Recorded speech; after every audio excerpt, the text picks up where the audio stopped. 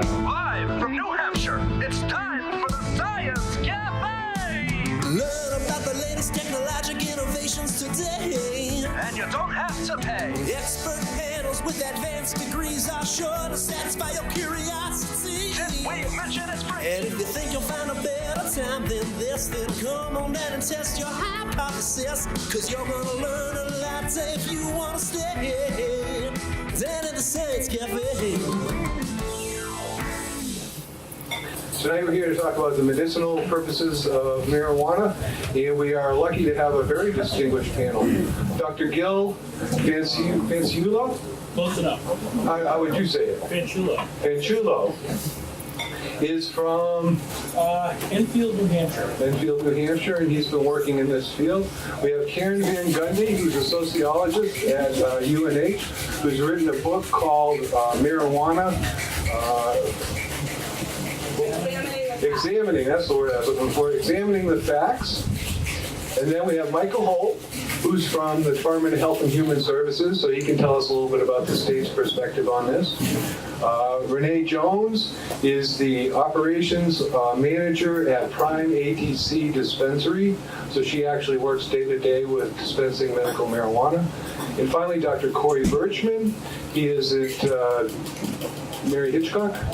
Dartmouth Hitchcock, so he's an anesthesiologist, but he's also been working in this field for some time. So with that, I'll start with you, Gil, and just ask you to give us a couple minutes on your background and perspective. I'm an anesthesiologist who practiced pain medicine at Dartmouth Hitchcock for the last 20 years. I'm a professor emeritus at Dartmouth Hitchcock Medical Center. My career has primarily centered around the use of opioids for chronic pain, and then later on the use of cannabis for chronic pain. Hi, I'm Karen Van Gundy. I'm forgetting his name. I hate doing that.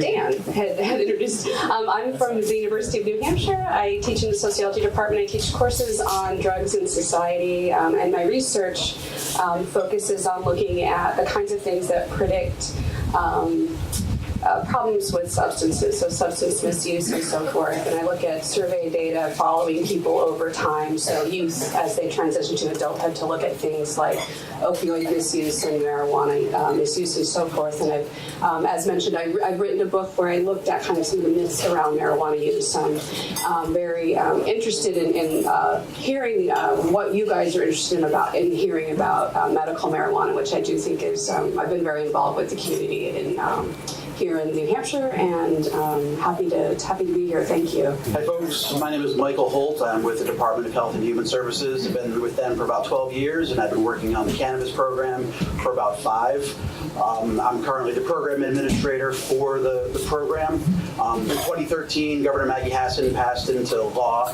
the therapeutic cannabis program. Took us a couple years to get it up and running, but now we have a fully functional program. 4 dispensaries are open, fully operational. The first one's opened about 2 years ago. We're hitting our 2-year anniversary with the since cannabis has been dispensed in the state. We currently have close to 6,000 patients. In the first year we had 2,000 patients, and as of today, 5,830 registered patients with the program. So it's grown consistently over the past few years. In addition, we've got a whole lot of providers that have enrolled as well and are participating. Almost 900 individual medical providers, physicians, and APRNs, that's advanced practice registered nurses, have certified at least 1 patient in the state. We have 2 functions, one being issuing cards to patients and regulating the alternative treatment centers. Those are the dispensaries in the state. I'm Renee Jones. I am with Prime Alternative Treatment Center. I am their operations manager of our Merrimack dispensary. I've been with them for about 1.5 years now. My background is in nursing, and I actually 5 years ago was totally against the use of therapeutic cannabis. I happen to have had a son that was diagnosed with Marfan syndrome, which is connective tissue disorder, and he couldn't use opioids. So we started researching and figuring out what we could use to help him manage his pain and his upcoming open heart surgery. So after doing some extensive surgery, some extensive research, we figured why not at least give it a try. We were living in Colorado, and his doctors and cardiologists were all on board with it. I'm happy to say he went through his open heart surgery here at Mass General Hospital, with his surgeon being very pro cannabis and letting him use his medication to pain manage, and he's living successfully with it. I approached Prime when I finally found out that they were going to open in Merrimack to see if they were interested in somebody who would want to work with patients to make sure that we could focus on providing, a quality, effective alternative therapy for management of, very complex medical conditions. And we're achieving that. We have approximately 2,000 patients right now, and we are growing every week. And we are here to answer any questions you might have about the process. And if you're interested in any other information, please just reach out to us. Thank you. Thank you. And I'm Corey Birchman. I'm one of the anesthesiologists at Dartmouth-Hitchcock. My specialty is in neuro anesthesia and the study of the brain, as well as in pain management. And unlike my colleague and partner Gil, who is retired, I unfortunately still work, so I'm not dressed casually tonight. I prepared a handout that Dan could maybe distribute, but first I have to say, any views that I expressed tonight are not the views of Dartmouth-Hitchcock, as the lawyers drilled into my head. But I am also a medical advisor to the Prime Wellness Alternative Treatment Center. I'm very interested in the study of the brain and how various drugs and chemicals can affect all kinds of processing, including the management of chronic pain and acute pain. And hopefully a little later we can get into a little bit more of the details of that. But the handout I prepared talk about what are called the qualifying conditions, and Michael might speak to that tonight, and then we can talk about some of the more medically appropriate uses for cannabis therapy. I'll start with the first question, and my question is very general. How is this science? Now, marijuana seems to be something that's really abstract or hard to measure. How have we turned this into science? Yeah. All right, well, without getting super technical, the plant marijuana probably contains about 100 drug substances, what we call collectively called cannabinoids, and those act on the body just like drugs that you would take for managing high blood pressure or relieving pain. They act on receptors in the brain. So cannabis you could think of as a little pharmacy packed in a plant, and when it's inhaled and smoked or dissolved in a substance that could be ingested orally, those drug molecules can act on the body in certain ways and in many therapeutic ways. Sorry, I can add to that. What I was going to say is, so there hasn't been a lot of research on cannabis, simply because the drug is what's called a Class 1 drug. And so the federal government categorizes this drug as a Class 1 substance, just like LSD and like heroin, meaning that there is really no therapeutic value to the drug, and also that the dangers of the drug are very high. So this categorization has prevented a lot of research from being done in this country. There is some research that's been done. A lot of it comes from Canada and other countries, but I can speak just for chronic pain, for example. And there are good studies now in the medical literature showing that cannabis does help to relieve chronic pain. From a practice, and those are good, well-conducted scientific studies that are just really hard to argue with. I can tell you that's very useful because it helps our patients who come in and they have this pain, and we tell them, I'm sorry, there's nothing we can offer you. Now we do have something that we can offer them that helps many of these patients. The other thing that we're doing with this drug now is that we're substituting it for opioids, because opioids are so dangerous and there's so many deaths and complications associated with the use of opioids.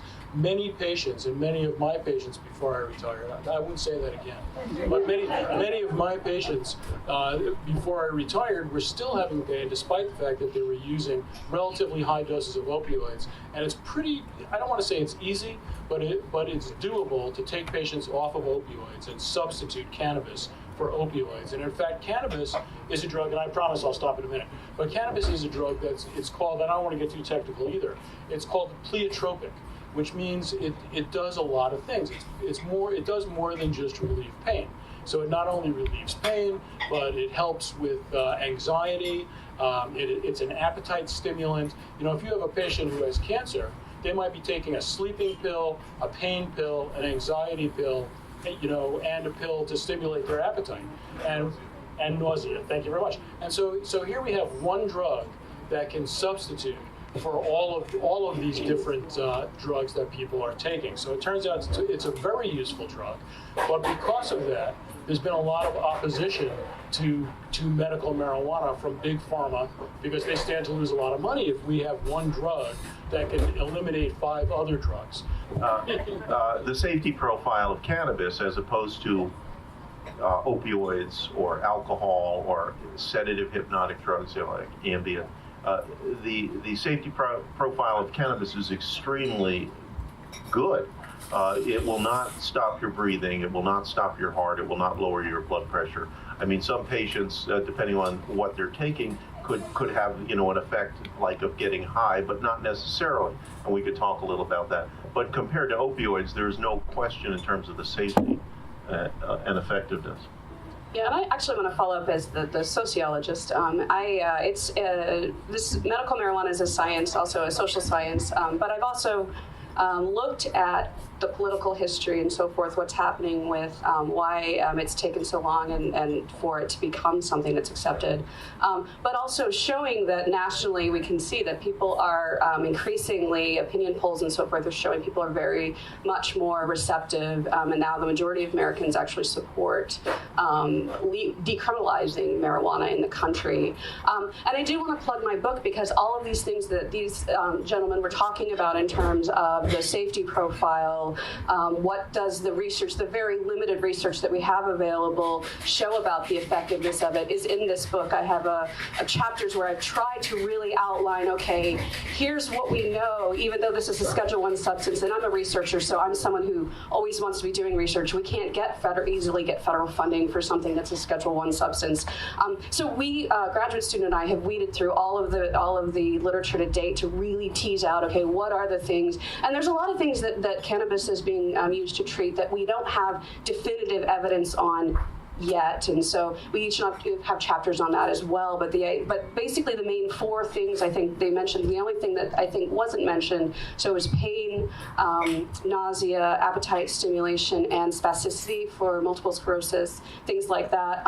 But this idea too that this could be a really great used as a substitute for opioids, I think is a really important point, especially in New Hampshire where we have this opioid crisis, and people are like, oh, we don't want to legalize this drug or use this drug because it's just another drug. And what the research seems to show nationwide is that in places where they have medical marijuana provisions, they tend to not have the level of overdose deaths for opioids. Like that there is this sense, again, it's still relatively preliminary, but there really does seem to be this suggestion that this is a really great way to address pain that's much safer and so forth. So that's kind of a lot of what, and if you're interested in my book at all, please come and talk to me after. I have a couple copies. I'm not trying to push it, but I do try to. We've written this book in mind to really try to unpack the myths around it. Okay, what do we really know about the health effects, the social effects, the legal effects, and so forth. So, but social science is also science. What are the processes in place to ensure that the product, because it can come in different formats, that's being manufactured with a consistency level? Who's regulating to make sure that the adulterated product is not getting on the market, to make sure that the actual medicine will be the good medicine that will work and not, someone sliding something in? We at the state leave a lot to the actual dispensaries in terms of the strains of marijuana that they grow and the routes of administration that they sell. So the cannabis-infused products. So all the ATCs are, growing various strains of cannabis with various potencies, from high THC, THC being the cannabinoid that produce the psychoactive effect, as well as CBD, which is a non-psychoactive component in cannabis.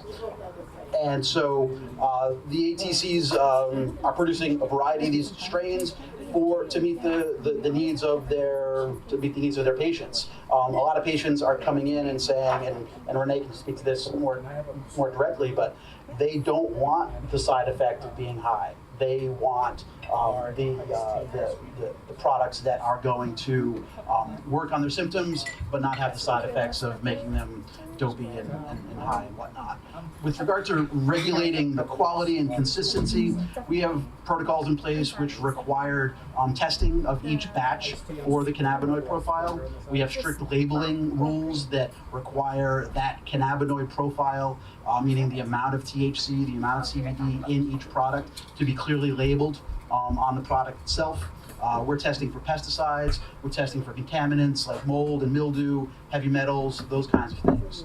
So each batch is tested with an independent environmental lab in the state, and the test results are public.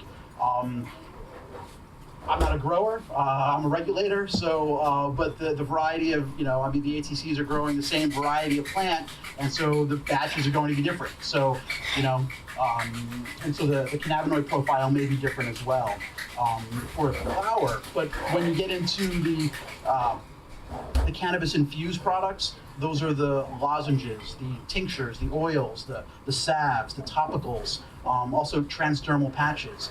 Those are derived from, by extracting the active ingredients from the plant, and they are titrated to a degree where patients are going to be getting the same amount of cannabis each time they purchase the same product across batches. So one of the things that I didn't hear anybody mention that we deal with a lot in the Prime ATC is inflammation. And there's a wonderful part of the cannabis plant called THCA, which is in its raw form, which is great for Crohn's disease. It's great for inflammation of spinal stenosis. So we are always trying our growers, to try to put something forth that the patients are asking us for that will help with a multitude of, disorders. And we get a lot of patients that come in, and the majority of our patients are not looking for euphoria. They are looking for, how do we get through chemotherapy? How do I walk to work because they're struggling with spasticity or multiple sclerosis? How can I hold my kid because I have early onset Parkinson's disease? So we are trying to always cultivate and grow something that is going to allow you to have a quality life, function every day, and not have that euphoria. Most of our patients are not looking for that. There are some that need that because they need to get out of their head, PTSD. They need to get out of their head so that they can stop the night terrors. So that's what we're looking for. We're not thinking back in the 70s of the traditional THC. We have in our menu, which is online, we list all of our cannabinoids. We also list our terpenes, and we try to work with each patient on an individual basis. We have each patient, they have the opportunity to come in and meet with one of our intake consultations, and we set aside anywhere from 45 minutes to an hour and a half. If you need longer, we will speak longer with you. You can bring your loved ones in, your caregivers in. We want everybody to be part of your coordinated managed care. And I know when I go to the doctors, I want another person there so that they can listen. So we want to make sure you guys are understanding the true benefits of everything that the plant has to offer, not just the THC, the CBD, but we also want you to know about CBN and CBG. So please ask us any questions. I have multiple experts here, so please ask away, and I hope that answered your question. From the handout, I see you have about 16, 18 different qualifying conditions. I was just curious, where did they come from? Where did you get this list of qualifying conditions? Are you planning on extending it? So I guess that's Michael's question. All the qualifying conditions have been established by the New Hampshire State Legislature. Originally, when the law was passed in 2013, there was a very narrow list of about 15 conditions on the list, and there was not only did you need a named condition, but you also needed to have a symptom associated with that condition. So, for instance, cancer wasn't enough. You also had to have pain related to that cancer in order to qualify. And over the years, since 2013, in 2015, 16, and 17, the legislature added additional qualifying conditions to the list. Some of the new ones they added over the years have been epilepsy, Parkinson's, and most recently, this past August, they made a huge leap forward by adding PTSD to the list of qualifying conditions, and they also added chronic pain as a standalone condition. The state was and doctors in particular were in a position where they would have a cancer patient with pain and they would have a fibromyalgia patient with pain, but they could not recommend cannabis to both of the patients because fibromyalgia was not on the list, even though the symptom of pain could be relieved by, in both conditions. So the legislature this past summer made a huge step forward, added chronic pain to the list, and we've seen significant growth in the program since last August. The program is wide open, because of the way the law is set up now. Really, the only conditions that might be left over are mental health disorder conditions like anxiety, insomnia, depression, those kinds of things. That being said, PTSD has been added, so it does cover some of those symptoms if there is a diagnosis of PTSD.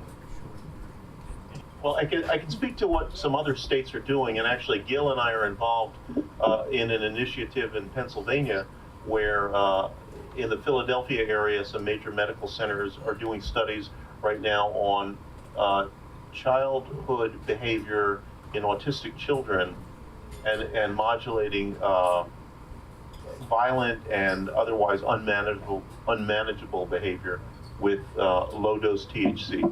That study has not rolled out yet, but it's in the process of being addressed. And then just one other point, I'm pretty involved with Veterans Affairs on a national level, and PTSD is an obvious epidemic in returning veterans from theaters of war all over the world.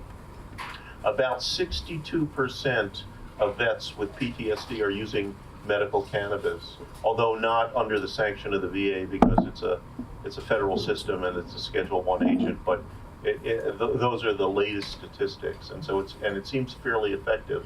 Although again, as Gil had mentioned, studies are lacking because of its present federalist view.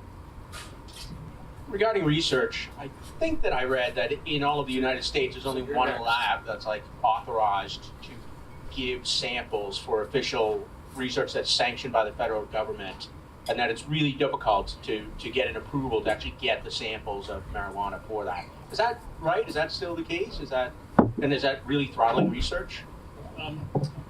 That's correct. It's in Mississippi. There's a greenhouse or a farm in Mississippi where they produced the marijuana that was used in clinical studies long time ago, 20 years ago.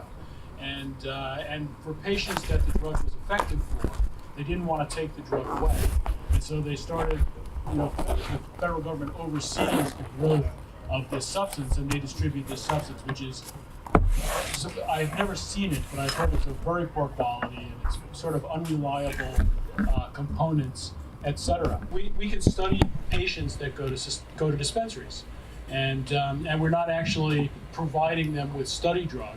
So the studies may not be as good as the studies that are done with a drug that you provide the patient.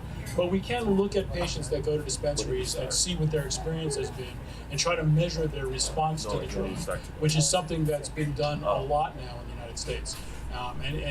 We're looking at this is a survey that was done at Prime ATC that Renee just gave me, and I hadn't seen this before tonight.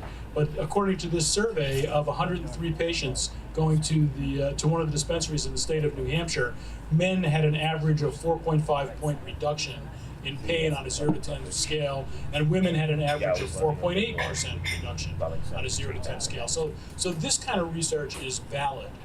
It's not a prospective, randomized, multi-center, double-blind, placebo-controlled study, but not a lot of people are doing those types of studies anymore anyway. So I think that what's happened, at least by my view, within the last 3, 4, or 5 years is that a lot of people have been conducting research on medical marijuana using a different route than trying to get permission from the federal government to conduct that research. And just want to follow up on that, the perceptions that people have of pain. Pain is a difficult thing to measure as well. And so actually the measurement of perceptions of pain or pain reduction is a really extremely important part of this. And so again, that's sort of social science-y and plug in social science. But thank you for the question. And just to add, there is research being done, just not in this country. I mean, Canada has a fairly extensive medical cannabis research program, as does Israel and Scandinavia, and lots of good data is coming out. And I think that's what practitioners in this country are sort of relying on until we can get over this hump of it being a Schedule I drug. This is just my own editorializing here, but to categorize cannabis as a Schedule I drug is absolutely insane. It makes absolutely no sense at all. You know, it's hard to believe. I still, first of all, I'm surprised. I'm happy that in my lifetime we've come this far with the use of cannabis, because I was exposed to cannabis when I was in high school in the 1960s. And now, you know, it's come all this way where we can actually see that there's a therapeutic value to it. The safety has been proven. You know, there are risks associated with the use of cannabis, which we could go into if you wanted to, and I'd be happy to do that. But compared to cigarettes, opioids, almost any drug that you can take, alcohol, thank you very much, it's so remarkably safe that it's just astounding to me that the federal government hasn't sort of changed this delegation of cannabis to a Schedule I drug. I just want to follow up on when we were talking before about the standards and the education question popped into my head, so this is for Michael. In terms of the state requirements for any of the ATCs, what's the minimum amount of education required? And not so much as the growing of or the hydroponics or things, but in terms of the safety, the pharmacology, that the people who are actually going to be working in these centers know what they're actually going to be doing. How are these standards set, and how do they compare to other states that have a legal marijuana? Yeah, thank you for the question. It's a good one. The state currently does not regulate educational requirements for ATC technicians. This was a new program for the state. This is a new program for all the people that built the program from nothing to what it is now, and we didn't know. We didn't know what to put for standards. We left it to the ATCs to train themselves. This is an area that we're looking at now in terms of and nationally there are. I've heard that there are national standards being used or being tried out for ATC technicians, and this is an area that the state is looking into to educate ourselves so that we can use the best examples out there, and then once we figure that out, mandate ATC staff training requirements. But currently, we don't have any, and we leave it up to the ATCs to decide what the appropriate training is. That being said, we do require in our rules that every staff have annual continuing education throughout the year. We just don't say what that education needs to contain.